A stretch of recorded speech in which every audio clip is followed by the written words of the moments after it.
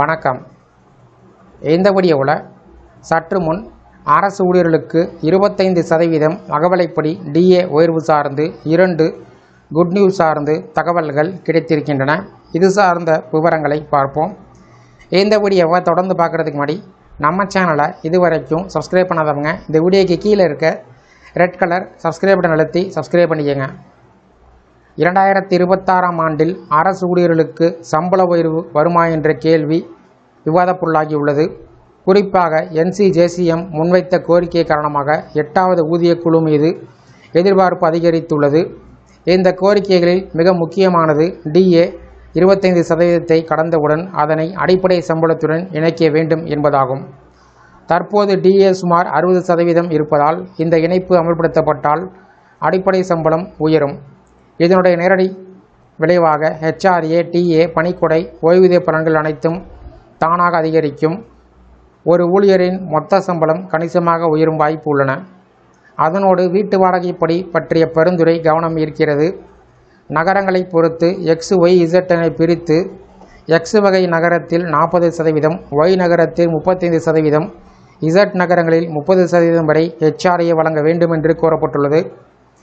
இதுவே நடைமுறைக்கு வந்தால் பெருநகரங்களில் பணிபுரியக்கூடிய ஊழியருக்கு மாத வருமானத்தில் பெரிய உயர்வு ஏற்படும்.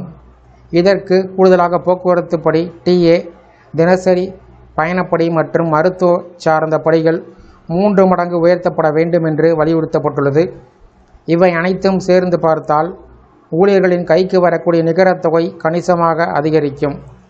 மேலும் விலைவாசி உயர்வை கணக்கிடக்கூடிய முறையில் மாற்றங்கள் கோரப்பட்டுள்ளது. தற்போது 12 மாத சராசரி அடிப்படையாக கொண்டு பணவீக்கம் கணக்கிடப்படுகிற நிலையில் அதனை 6 மாத சராசரியாக மாற்ற வேண்டும் என்று முன்மொழியப்பட்டுள்ளது. இதனால் விலைவாசி உயர்வுக்கு வேகமாக பதிலளிக்கும் வகையில் சம்பள திருத்தங்கள் ஏற்பட முடியும். அதே நேரத்தில் அரசு நிர்ணயம் செய்யும் விலையை விட சந்தையில் உள்ள உண்மையான விலை அடிப்படையாக கொண்டு ஊதியம் நிர்ணயிக்க வேண்டும் என்பது ஊழியர்களின் முக்கிய கோரிக்கை. இந்த மாற்றங்கள் அனைத்தும் அமலுக்கு வந்தால் அதனுடைய தாக்கம் பணிக்கொடை மற்றும் ஓய்வூதியத்தில் தெளிவாக பிரதிபலிக்கும். டிஏ அடிப்படை சம்பளத்துடன் இணைக்கப்பட்டால் ஓய்வூதிய கணக்கீடு உயர்ந்த அடிப்படையில் செய்யப்படும். இதனால் ஓய்வு பெற்றவர்களுக்கு கூடுதல் பலன்கள் கிடைக்கும். மேலும் 8வது ஊதியக்குழுவில் குறைந்தபட்ச அடிப்படை சம்பளம் ரூபாய் 69,000 வரை நிர்ணயம் செய்யப்படலாம் என்ற மதிப்பீடு பேசப்படுகிறது. இந்த கணக்கீடு உணவு, வீடு, அத்தியாவசிய பொருட்கள் உள்ளிட்ட வாழ்வாதார செலவுகளை வைத்து பல பெரிய நகரங்களின் சராசரி அடிப்படையாக கொண்டு செய்யப்படுகிறது. ஆனால் ஒரு முக்கியமான உண்மையினை மறக்கக்கூடாது. இவை அனைத்தும் தற்போது முன்வைக்கப்பட்ட கோரிக்கை மட்டுமே. இறுதி முடிவை மத்திய அரசு ஊதியக்குழுவின் பரிந்துரையை பார்த்து எடுக்கும். 7வது ஊதியக்குழு அனுபவத்தை பார்த்தால் ஊழியர் சங்கங்கள் கோரிய அளவிற்கு முழுமையாக ஏற்கப்படாமல் குறைவான அளவில் மட்டுமே ஒப்புதல் கிடைத்துள்ளது.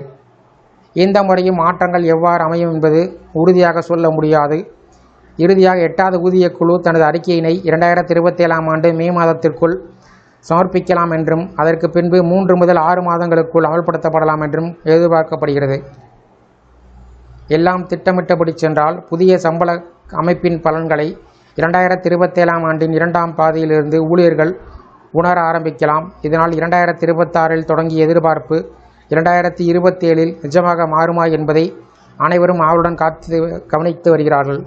இந்த வீடியோ குறித்த உங்களுடைய கருத்துக்களை கமெண்ட் செக்ஷனில் கமெண்ட் பண்ணுங்கள். இந்த வீடியோ பிடிச்சிருந்தா வீடியோக்கு ஒரு லைக் பண்ணுங்கள். இந்த வீடியோவை அனைவருக்கும் ஷேர் பண்ணுங்கள். நன்றி.